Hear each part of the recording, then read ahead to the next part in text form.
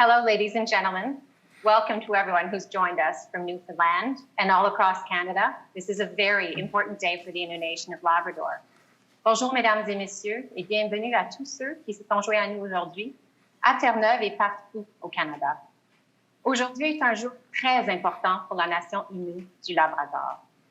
First and foremost, let me introduce our speakers today. Joining us in St. John's, Newfoundland are Mr. Etienne Rich, Grand Chief of the Innu Nation of Labrador, Monsieur Etienne Rich, Grand Chef de la Nation Innu du Labrador, as well as Mrs. Marianne Nui, Deputy Grand Chief of the Innu Nation of Labrador. Madame Marianne Nui, Grande Chef adjointe de la Nation Innu du Labrador.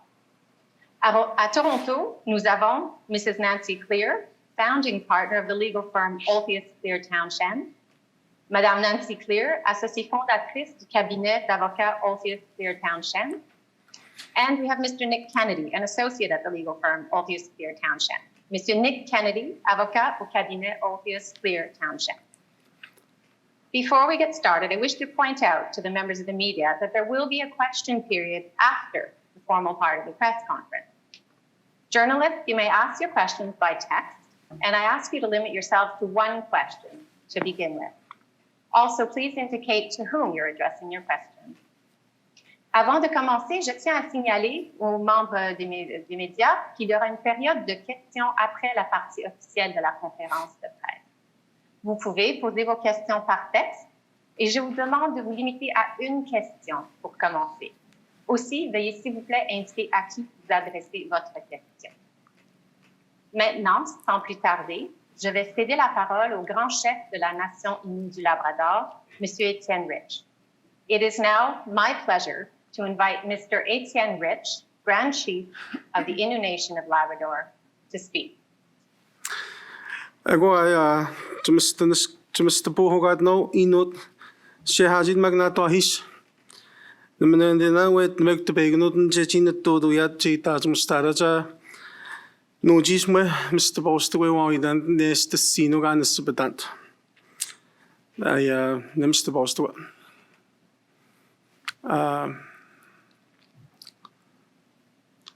Hold on a second.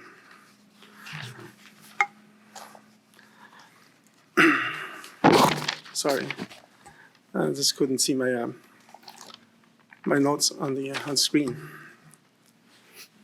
on the camera. I mean. Okay. Sorry about that. Welcome to everyone who has joined us today from within our Innu communities and across Canada. This is an important announcement for Innu. I am pleased to be here today as the recently elected Grand Chief of Innu Nation of Labrador. With me is my colleague, Deputy Grand Chief Marianne Nui. Our government is responsible for the protection, promotion, advancement, and the legal constitutional Aboriginal rights of the Innu of Labrador. This is why we are here today. We are announcing that the Innu Nation of Labrador has filed a $4 billion claim against Hydro-Québec in the Supreme Court of Newfoundland and Labrador. This is a compensation for the illegal taking our land in 1969 to build Churchill Falls hydroelectric project. This project was built on the land, forms part of the land claim of the Innu Nation. The Innu Nation is negotiating our land claim with Newfoundland and Labrador and Canada. We are Innu, and our people have lived on the Quebec-Labrador Peninsula, which we call Ntetsinan, for thousands of years. We are and remain hunters with a deep connection to the land. Before we forced to settle in the communities in Labrador in 1950s, our way of life involved traveling across Ntetsinan in family groups to fish, to hunt and gather and trade. We would come together for trade and the cultural events at an important gathering places like Michigamo Lake area. in the interior of Labrador. The area was rich in fish and in wildlife. It was on the migration path for two herds of atik. Atik is caribou. The atik is the central of our identity and the culture. Michigamow is a location of the important spiritual site for our people. It is the spiritual place where Nigabil, an animal master, lives. The Michigamow area was also a place where we buried our dead. The river flowing through from the Michigamow Lake is called Mistashibu. Mistashibu. Joey Smallwood decided rename the Churchill River. Innu called that Mistashibu, and it will always be Mistashibu. It is the longest river in Labrador. It is critical to our way of life. It is an important traveling route for the Innu. It was home to a majestic waterfall known in English as Churchill Falls. It was powerful before they built the dam.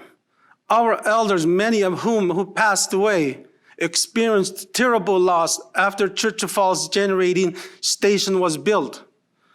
We have heard the stories from our elders about how they used to enjoy Michigamow area. Those elders included people such as Pian Joseph Selma, Shimon Gregoire, Manny Pinet, Matthew Ben Andrew, Manyan Ashini, Shimon Michel, Benash Andrew, Matnen Selma, Sebastian Nuna, and Enum Abraham, Manyaden Abraham, and Shushep Nuna, and Mani Tuma, and many others. We need to honor those elders. Our elders suffered. They lost so much. We feel that loss today. When they heard that loss, it is time to make it right. The massive flooding to create a Smallwood Reservoir means that land can never be enjoyed by my generation. But it is just lost to my generation. It is also lost to our children, our great-grandchildren, and most of all is our great-great-children. The impact of Churchill Falls has been felt across generations of Innu. What happened? It was not right. Our elders deserve better treatment then, and we demand a better treatment now. We have a short video to share with you. Please listen and what they say, and hopefully you will understand our grief.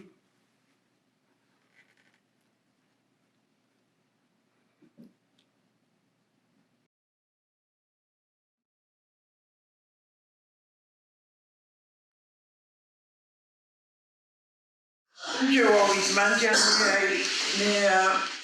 Mr. Shibwa, Churchill River, Jo always managed to.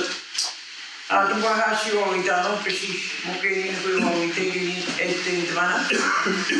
If I know, we had not met any none of the Spartan Meshkana, not the Wabijan Meshkana, given and written Tona. Ayat mucha ayat mistakes na kung mas forces peti na ayat mostam mistapot na pagano na patano si omtam patano media je one code mistakes within Davino. But they no mistakes within movement or we did that unto a season one to one. De matchen toon de mistakes betent don't they say that and go to the one no is now no way she and now only given us what that no way she and when you to river mistakes betent down us started sending off mistakes betent down into the river Nino ini kita man. Biar minum sesuatu yang Cina ada je, cetai menan cetai ni orang, cetai menan kita mana tenda. Biar pun sesuatu tu tak cukup untuk pun sesuatu biar menu. Mucho tu spare water, asirat dan pergi. Coba si jone no emam tenura spewar kana na pendega emanji esna wanju surevenji ewatme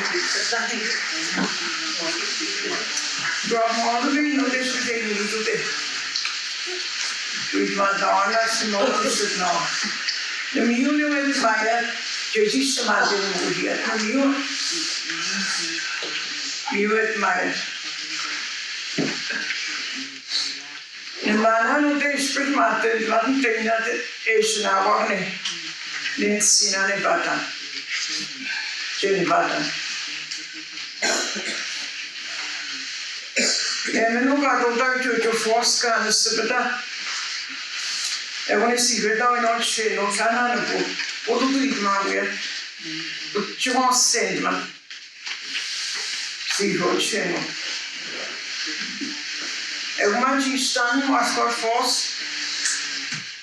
Do you know one never consulted when destruction like a hydro dam in Churchill Falls and Michigan at the small old reservoir when it was flooded?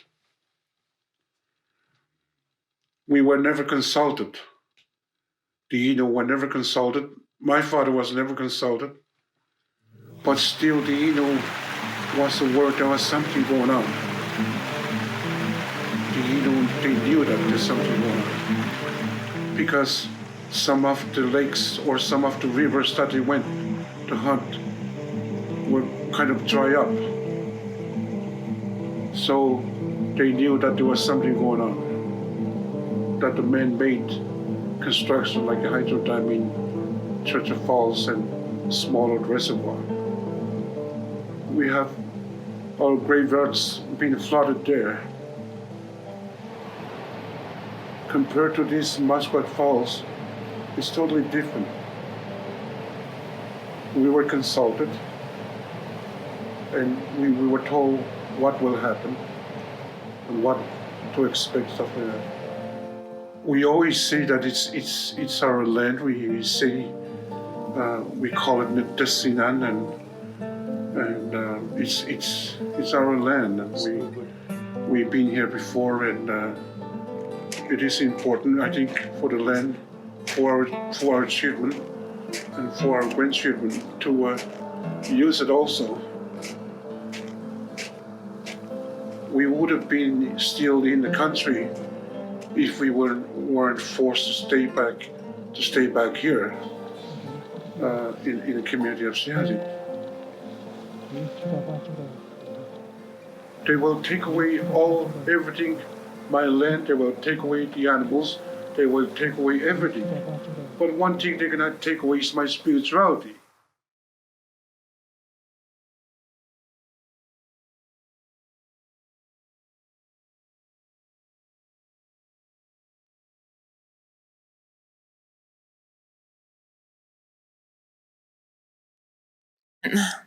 Naskamat na gaji naman. Naskamat na to si smak si haji gaji na to huwag et otjama de Innu Nation. Ni naman ya inui bito otjama de Innu Nation. And naspatay hagno no so kwa pinatapat muna tante taho mistwe jambano nas pedetasta po na panisha bano katagona tapat muna naspatay hagon je jiwi tamata sa ganina. Jeji nashakabunash one nashakabunash no show. Thank you, Grand Chief. We just heard our elder Elizabeth Panashwe, who has walked many miles to bring attention to Innu, our culture, and the importance of our environment. You heard Basil Panashwe speak about the spiritual importance of the land. I hope it had helped you understand even a little what was done to us. Construction of the Churchill Falls Generating Station started in the late 60s and finished in 1974. At the time, it was the second largest hydro project of its kind in the world.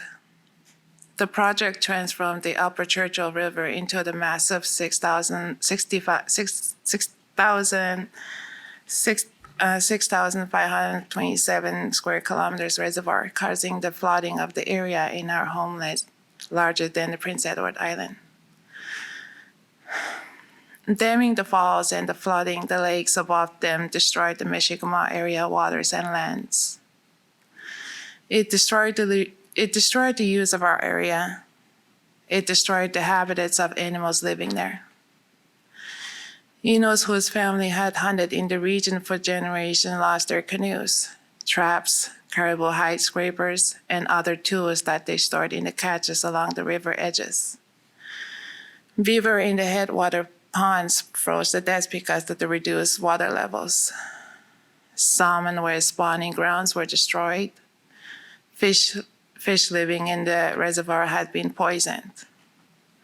Aquatic calving grounds and the waterfalls nesting areas were drowned. We also lost the bones of our ancestors.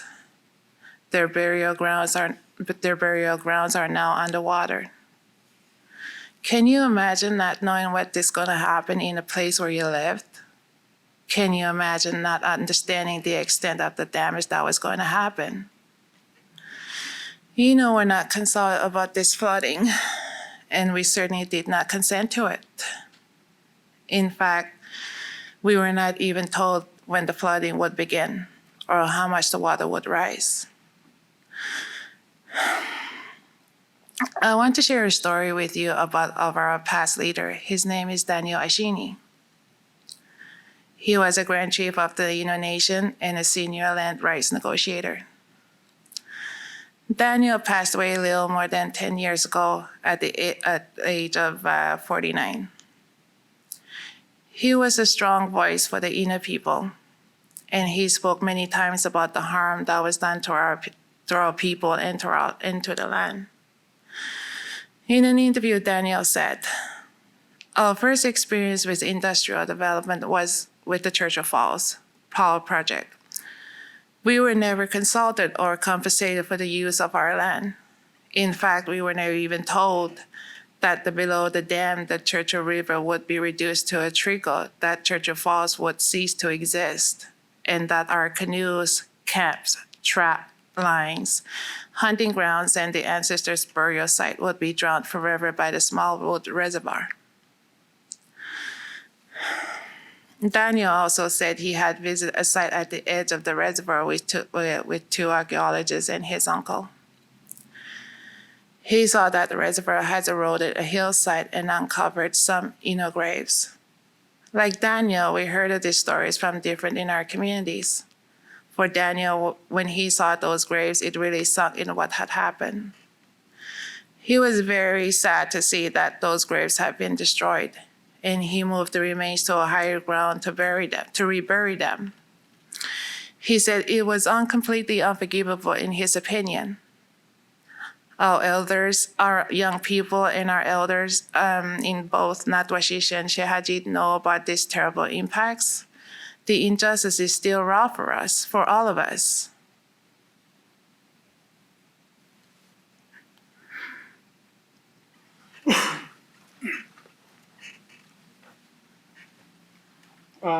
Thank you, Deputy Grand Chief. Thank you, Deputy Grand Chief.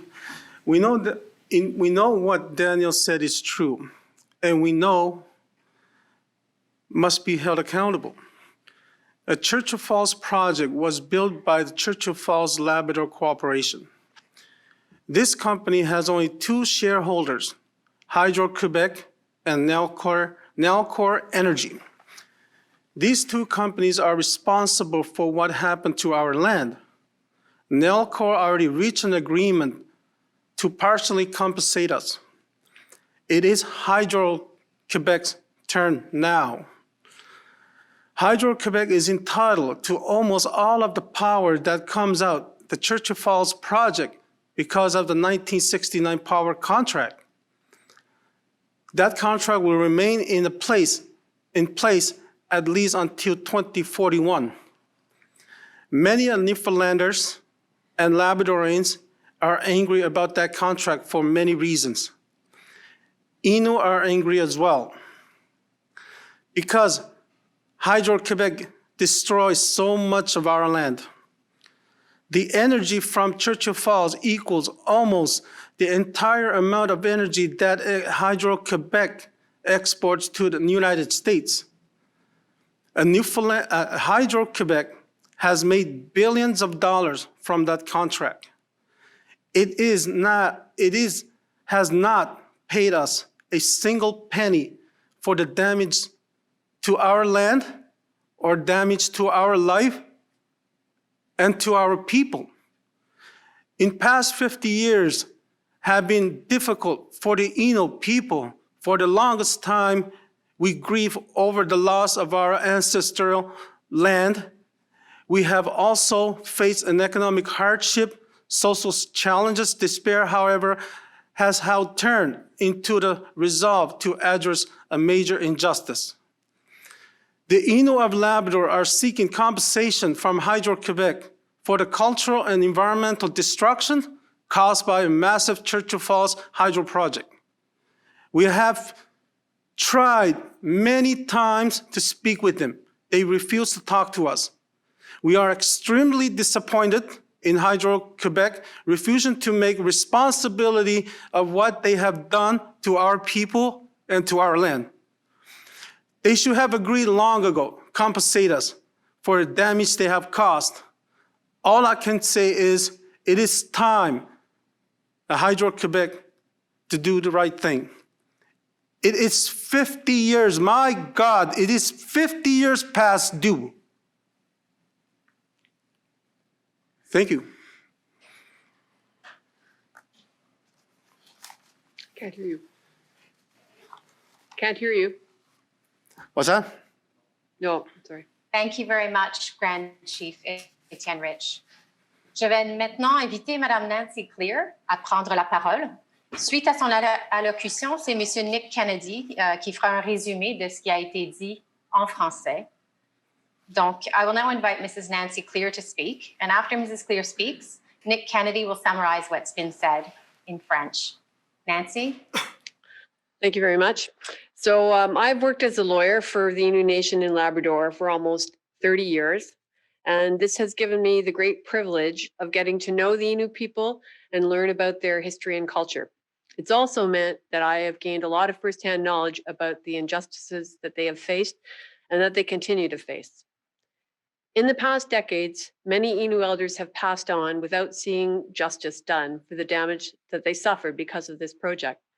As you heard today already from the Grand Chief, the Deputy Grand Chief, and through the Innu Nation members on the video, the traditional Innu way of life was destroyed in a large part of their traditional territory 50 years ago when their ancestral lands were flooded by the creation of the Smallwood Reservoir. Other land was also affected because of the building of transmission corridors and access roads and other infrastructure. You heard it said already, the Smallwood Reservoir covers about 6,500 square kilometers. That's roughly 1,000 square kilometers bigger than the entirety of Prince Edward Island. Yet for thousands of years, the Innu Nation lived, hunted, and trapped on this land. They held ceremonies, they gathered medicines, and they buried their dead. In legal terms, they have Aboriginal title to these lands. It is their land.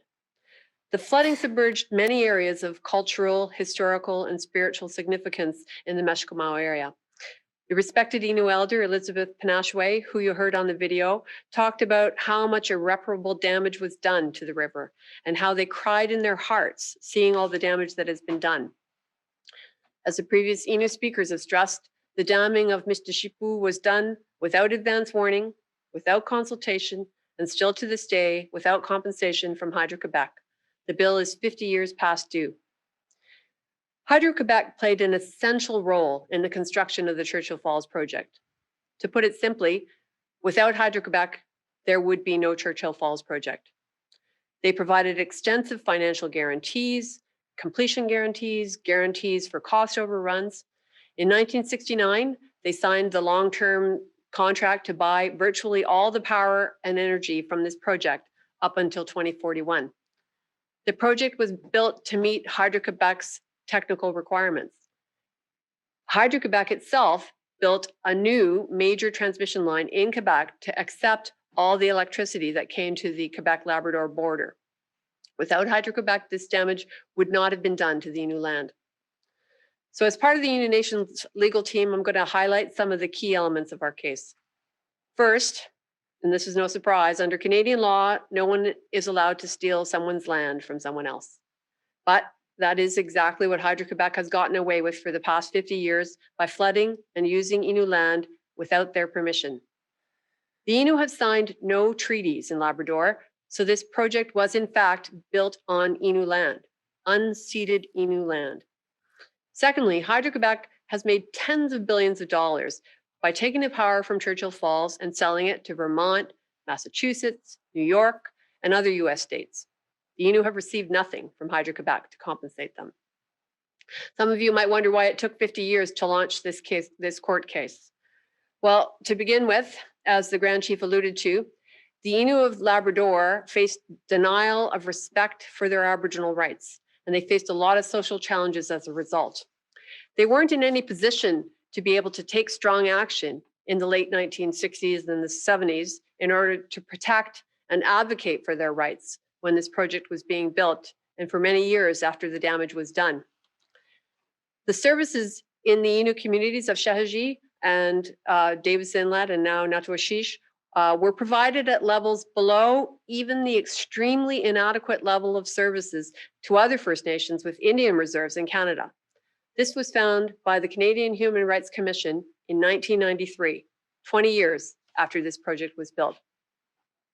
Another reason we're in the courts now is that the ability to sue a corporation for damages as compared to the Crown for Aboriginal rights and title has only very recently been accepted by the courts. Another reason we're bringing this claim now is because of the growing recognition of the need for reconciliation with Indigenous peoples in Canada. The Government of Canada and countless inquiries have called on all Canadians to participate in reconciliation. The Truth and Reconciliation Commission, the Commission for the Inquiry into the Missing and Murdered Indigenous Women and Girls, other commissions have called repeatedly for reconciliation. This court case is being brought because the Innu of Labrador are calling on Hydro-Québec to participate in reconciliation by providing restitution for the impacts that they caused to the Innu. Reparations and restitution for harms done is part of reconciliation, whether it's for the harms that were done through the residential school systems imposed on them, through systemic racism, or in this case, because of the theft of their lands in order to reap profit for corporations. Hydro-Québec is continuing to profit from this project, but it's still made no attempt to compensate the Innu, so the Innu are taking them to court. Also, now is the time to give effect to the UN Declaration on the Rights of Indigenous Peoples, including the right to free, prior, and informed consent. Free, prior, and informed consent has to be retroactive as well as forward-looking. Another reason that it has taken 50 years to get to court is because the Innu tried for years to negotiate with Hydro-Québec. This would allow for relationship building, for solutions to impacts that go beyond money. In 2011, the Innu Nation did just that when they were able to conclude the Upper Churchill Redress Agreement, which is part of the New Dawn Agreement, or Chash Pataban. But that agreement was negotiated with Newfoundland and Labrador's energy company, Nalcor Energy. Nalcor Energy has already agreed to provide some compensation for the damages caused by this project. In contrast, over the years, the Innu leadership has on several occasions urged Hydro-Québec to engage in a dialogue, but they have been ignored. Timing-wise, the Innu Nation is also working hard to complete its treaty negotiations with Canada and the province of Newfoundland and Labrador. A modern treaty, which is also called a land claims agreement, would settle the Innu Nation's land claim in Labrador. They started negotiating that land claim formally in the 1990s. It's been a long time coming. And that claim area covers much of Labrador, including the areas damaged by this project. But you need to understand that the Innu Treaty, like all modern treaties, will not provide compensation for the impacts of historic projects on Innu lands that have infringed their Aboriginal rights. So the Innu Nation also need to resolve this major unsettled impact to their lands alongside completing their treaty. They want to do this to honor their elders who have passed on and those elders who are still living and who have still seen no restitution from Hydro-Québec for this damage. And they're also doing this for future generations of Innu who will never get to enjoy this area of land that was theirs and that was destroyed. So today, the Innu Nation is asking the courts of Newfoundland and Labrador to provide a measure of justice for the damages that have been done by Hydro-Québec to their land, their traditional harvesting rights, their culture, and their traditions. The Innu Nation would welcome Hydro-Québec to come to the table to negotiate a just resolution for these impacts. The Innu know that the flooded lands are never going to be restored, and that's not what they're here seeking. They are simply asking for a fair share of the tremendous profits that Hydro-Québec is making and has already made as a result of the destruction of their lands. It's difficult to establish a dollar amount of compensation to be asking for from a court because what has been lost really is priceless. But in this case, there's no going back to fix what was lost. The only measure of justice that courts can provide to compensate is a share of Hydro-Québec's profits. Others who have carefully studied this project have estimated that Hydro-Québec has already made up to $80 billion from the Churchill Falls project, and that is profit. And it stands to make up to $150 billion by the time the power contract ends in 2041. The Innu Nation is asking the court to return a fair share of the profits that Hydro-Québec makes from the destruction of Innu lands. This will be at least $4 billion based on these estimates. The bill is 50 years past due, and it is time for Hydro-Québec to pay up. And now I would like to invite my colleague, Nick Kennedy, to make his remarks in French. Merci, Nancy. Comme le grand chef, la grande chef adjointe et les membres de la communauté l'ont expliqué de façon très saisissante, ces derniers par vidéo, la construction de la centrale électrique Churchill Falls et l'inondation des terres innues ont détruit leur mode de vie. Les impacts de l'inondation sont nombreux. Par exemple, les Innu, dont la famille chassait dans la région depuis des générations, ont perdu leurs canaux, leurs pièges, leurs grattoirs à cuir qu'ils utilisaient pour faire la cuir du pot de caribou et d'autres outils qu'ils avaient entreposés dans les caches disséminées le long de la fleuve. Les castors qui se trouvaient dans les étangs sont morts de froid à cause de la baisse des niveaux d'eau. Les frères à saumon ont été détruits. Les poissons qui vivaient dans le réservoir ont été empoisonnés au méthylmercure. Les terrains de mise de bas des caribous et des aires de nidification des gibiers d'eau ont été complètement inondés. Et finalement, les peuples Innu ont aussi perdu leurs ossements. Leur cimetière se trouve maintenant sous l'eau. Le barrage a été construit sur la rivière Churchill sans que les Innu reçoivent quelques préavis, sans qu'on les consulte, et encore aujourd'hui, sans qu'Hydro-Québec leur verse aucune compensation. Il y a 50 ans que la compte est en souffrance. Maintenant, pourquoi poursuivre Hydro-Québec en justice? Tout simplement parce que Hydro-Québec a joué un rôle déterminant dans la construction centrale de la centrale hydroélectrique Churchill Falls. Sans Hydro-Québec, il n'y aurait pas de projet Churchill Falls. Cette conclusion est bien supportée et aujourd'hui, je vais souligner 3 faits pertinents. Premièrement, Hydro-Québec a fourni les garanties financières pour le projet, incluant les garanties pour les coûts de construction et pour les dépassements des coûts de construction. Deuxièmement, en 1969, Hydro-Québec a signé un contrat à long terme pour l'achat de la quasi-totalité de l'électricité produite à Churchill Falls. Ce contrat continue jusqu'à 2041. Et troisièmement, Hydro-Québec a construit une énorme ligne de transmission à Québec afin d'être en mesure d'accepter l'électricité produite par le projet.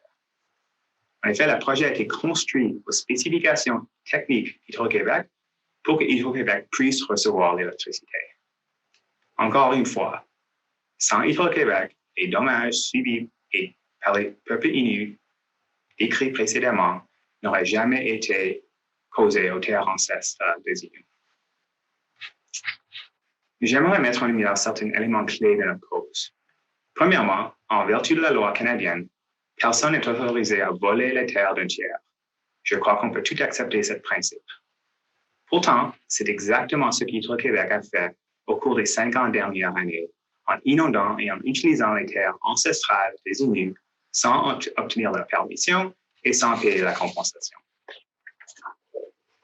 Deuxièmement, Hydro-Québec a empoché des dizaines de milliards de dollars en prenant l'électricité produite à Churchill Falls et la vendant au Vermont, au Massachusetts, à l'État de New York et à d'autres États américains. Et les Inuits n'ont rien reçu d'Hydro-Québec en guise de compensation. Hydro-Québec continue à réaliser des bénéfices grâce au projet Churchill Falls, mais n'a toujours fait aucune démarche pour compenser les Inuits de Labrador pour les dommages qu'ils ont subis. Alors, c'est pourquoi la Nation unie de Labrador poursuit Hydro-Québec en justice. Plus généralement, cette poursuite en justice souligne l'importance de donner effet à la Déclaration des Nations unies sur le droit des peuples autochtones, y compris le droit à un consentement préalable, donné librement et informé. Ce consentement doit être rétroactif et prospectif et s'applique également à remédier des injustices historiques, comme nous l'avons ici. Avec l'objectif de remédier cette injustice et pour obtenir un redressement, et au lieu de s'adresser aux tribunaux, les Inuits de Labrador ont approché Hydro-Québec pour arriver à un temps négocié. Les Inuits de Labrador voulaient qu'Hydro-Québec prenne la même approche que Terre-Neuve et Labrador a pris en 2011, quand la province a négocié l'entente de réparation pour Churchill Falls. Au titre de cette entente, l'entreprise de services énergétiques de Terre-Neuve et Labrador, Nalco Energy, a accepté de verser une compensation partielle pour les dommages causés par le projet Upper Churchill Falls. Mais, malgré les demandes que les Inuits lui ont présentées à plusieurs reprises, Hydro-Québec a refusé de négocier. Alors, aujourd'hui, la Nation unie de Labrador demande au tribunal de Terre-Neuve et Labrador de lui faire justice pour les dommages qu'Hydro-Québec a causés à ses terres, à ses droits de récolte traditionnels, à sa culture et à ses traditions. Les Inuits savent bien que les terres inondées ne pourront jamais être restaurées. Ce n'est d'ailleurs pas ce qu'ils recherchent. Ils demandent simplement de recevoir leur juste part des bénéfices énormes qu'Hydro-Québec a encaissés à la suite de la destruction de leurs terres. Il est bien sûr difficile de chiffrer en dollars la compensation à demander aux tribunaux. Ce qui a été perdu n'a pas de prix. Mais il n'est pas possible de ressusciter le passé pour retrouver ce qui a été perdu. La seule mesure que les tribunaux peuvent prendre est d'obliger Hydro-Québec à verser aux Inuits une part de ses bénéfices. Et dans certains ont estimé que Hydro-Québec a déjà réalisé des bénéfices de 80 milliards de dollars grâce au projet Churchill Falls. Et cette somme pourrait atteindre 150 milliards de dollars à l'expiration du contrat de production d'électricité en 2041. La Nation unie de Labrador demande au tribunal d'obliger Hydro-Québec à verser une juste part de ses bénéfices que ce dernier a réalisé après avoir détruit les terres Inuits. Cette part équivaut à au moins 4 milliards de dollars. Il y a 50 ans que la compte est en souffrance. Thank you, Nick. Merci, Nick. Nous allons maintenant passer à la période de questions pour les journalistes. Je vais lire vos questions en ordre chronologique. Je vous demanderai, si possible, de me dire à qui vous adressez votre question. Si jamais nous n'avons pas assez de temps pour répondre à votre question, nous vous invitons à communiquer avec nous après la conférence de presse. Les coordonnées des contacts médias se trouvent sur notre site web qui sera à nouveau affiché à la fin de la conférence de presse. Je tiens également à vous informer que vous pouvez obtenir une copie du communiqué de presse ainsi que des notes d'allocution d'aujourd'hui sur ce site web. So we're now moving on to the question period for journalists. I will read your questions in chronological order. If we don't have time to get to your question today, please feel free to contact us after the press conference. The contacts for media are available on the website, and the website URL will be posted again following the press conference up on the screen. If possible, please let me know to whom you're addressing your questions. And I also wish to let you know that you can obtain copies of today's press release and speaking notes on our website. So I will now proceed to read the first question that I have in chronological order. Bear with me. This question comes from Brian Mador. I'm sorry if I pronounced your name wrong, the OCM. Is the claim just against Hydro-Québec, as Newfoundland is also a partner? With that, Nancy, would you like to take that question? I'll take that. So the claim is against Hydro-Québec. We've already settled with Newfoundland and Labrador and with Nalcor Energy. We've also formally named CFLCO, but the claim for the $4 billion is with respect to Hydro-Québec.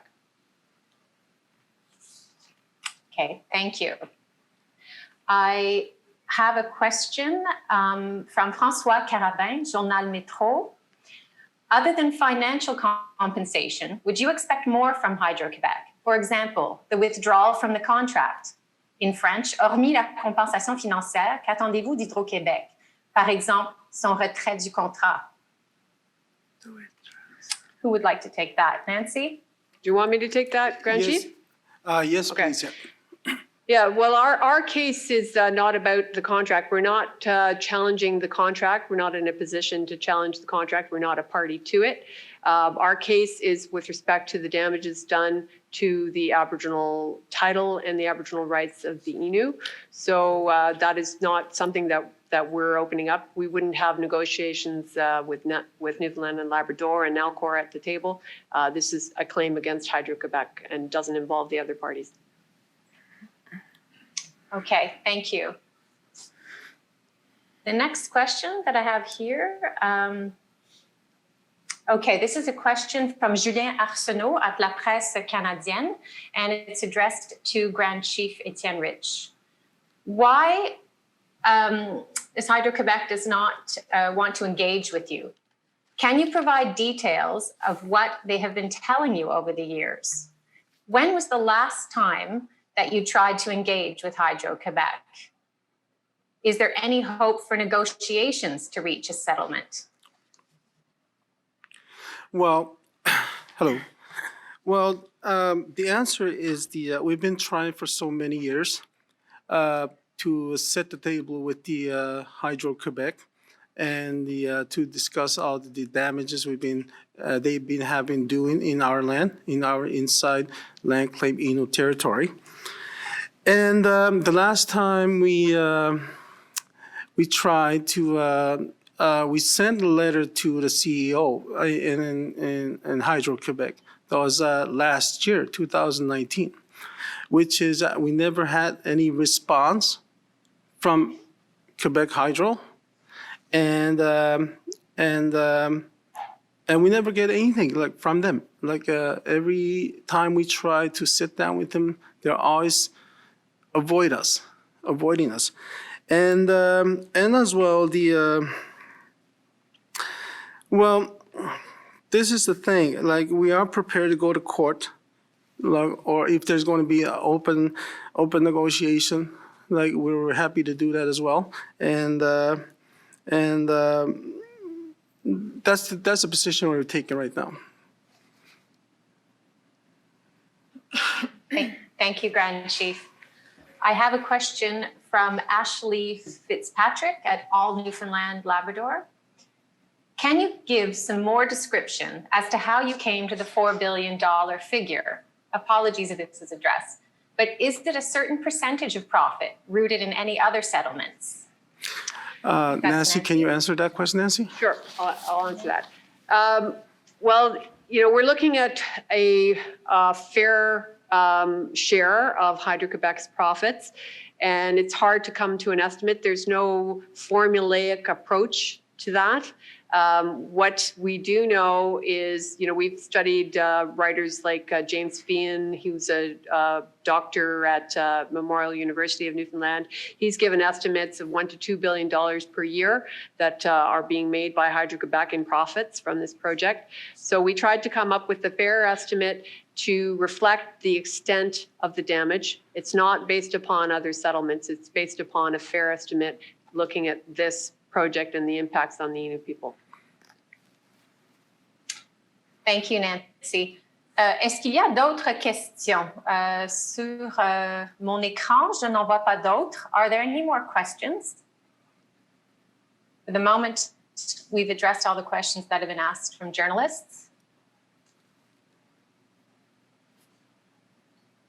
I can wait a couple of seconds to see if someone else would like to ask a question. In the meantime, is there anything that you feel you would like to add to complete any of the answers that you gave?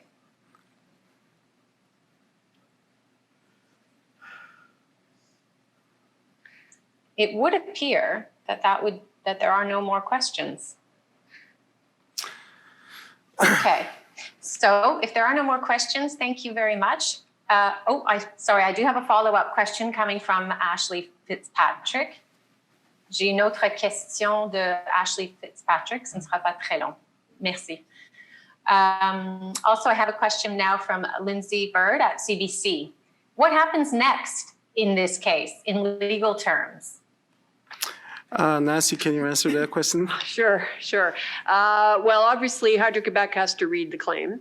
And it is, as we've said, the Innu Nation is open at any point to getting a just resolution of this through negotiations. We'll have to see what Hydro-Québec does in response to the claim. The next step, of course, is to follow the proceedings of the court if Hydro-Québec doesn't want to sit down and negotiate. So that's really the next step would be, they could ask for further questions and then they could file a statement of defense. But we really hope that they will come to the table to negotiate. Thank you. I have a follow-up question from Ashley Fitzpatrick. Are there any evaluations on burial sites or overviews on where the remains are today? Well, pretty much the last, far as I know, because there's what just Deputy Grand Chief was just saying earlier in her speech, the burial sites were washed out, and a former Grand Chief, late Daniel Ashley, went to the site, and he showed us a proof because he had two archaeologists, and along with his uncle, and he took a picture, actually, the actual burial sites in that area, but another burial sites they're underwater as well in that flooded area. And like I said, we've been in that area for thousands of years because, like I said, as well, the land is very spiritual, and our ancestors, because they flood everything, they lost everything. Innu people lost everything and as well, like I saying, a caribou. That's where used to be a really, a huge herd of a caribou trail. Every season, that caribou would walk, and that land is underwater now. So, and the burial sites, most of them, they're probably under the water. If I can add a little bit to that, thank you, Grand Chief. Yeah. You have to understand when this project was built in the early 1970s, there was no environmental assessment requirements. They did not investigate. They did not, as you heard, they did not consult with the Innu. They didn't ask them anything.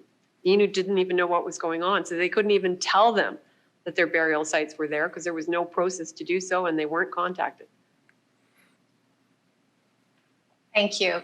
I have another question from Julien Arsenault from La Presse Canadienne.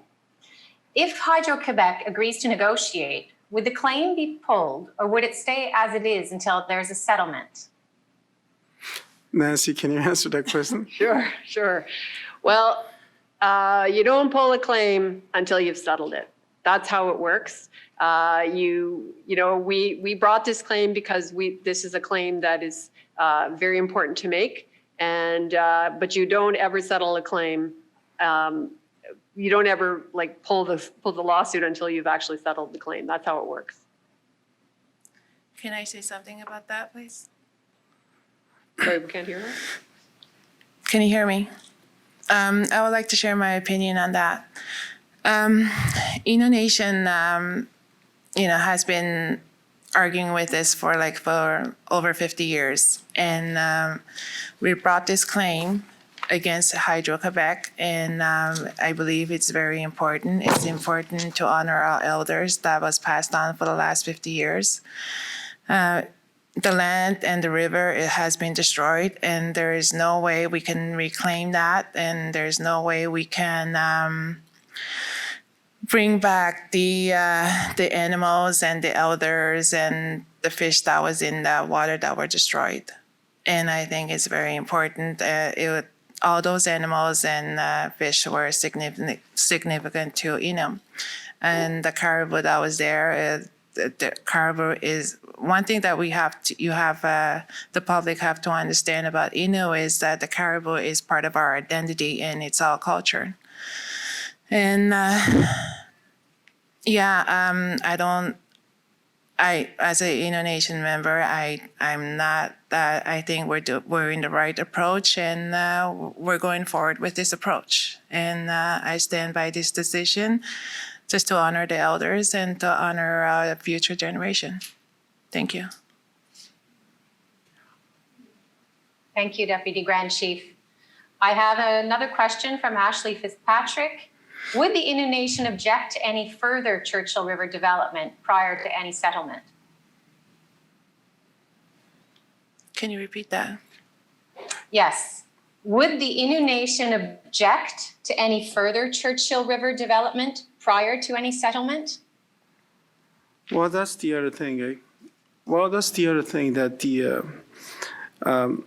I think is very important. If there's going to be a future development happening in our territory, I think it's very important that the Innu Nation need to be consulted and consented at the same time.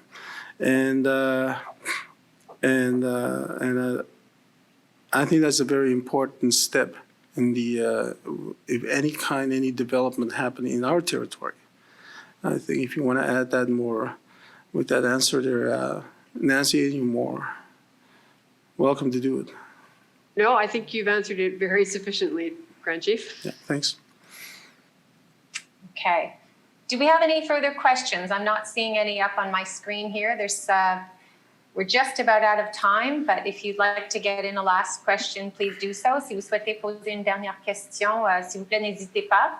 Il m'en reste plus pour l'instant. Je vais patienter un tout petit peu, mais après ça, nous allons clôturer la conférence de presse.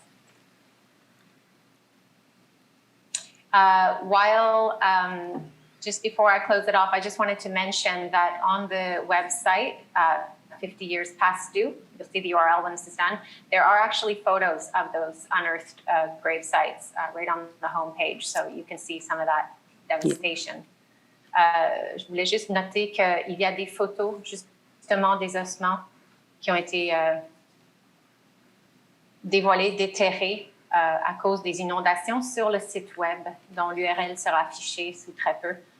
Je n'ai plus de questions sur l'écran. I don't have any more questions. So feel free to get in touch after the press conference, but nous devons alors maintenant terminer la période de questions. I'm going to end the question period, but I would like to invite Grand Chief Etienne Rich to say a few closing remarks. Okay. In closing, I want to thank you for joining us. We hope that you understand why we seek compensation from Hydro-Québec. Your support is important, and we invite you to be a part of this with us. More information will be available on our website and through social media. Also, Innu of Labrador also want to acknowledge the death of Joyce at Hydro-Québec in Quebec. We share your shock and your sorrow for the circumstances surrounding her death and offer our sincere condolences to her family. Makainu achit no inu tumsnis kamnaga no at mek te begin ji no na todo ya ne ta jung stada da e hono et madu tunja ji tiado no wana ho ji ne wen kan sabatas the sina gam sta honya jira magne maste ni wi da ja no si toranja je wi ga mod ne te ati ka me ko sko ga onya ga no ji ho de begum na sta that joyce ge huina na magam stemi do wi ga mod mag temi do mona bema to asima magan bogo he moji me boni de tig me wi no de man one mi je do de ne sta mo wi jon de tig me got maga miane ja china no ino che pe gustani no janje tig me got she ha ji ino ma de kisno we no just thank you very much and thanks.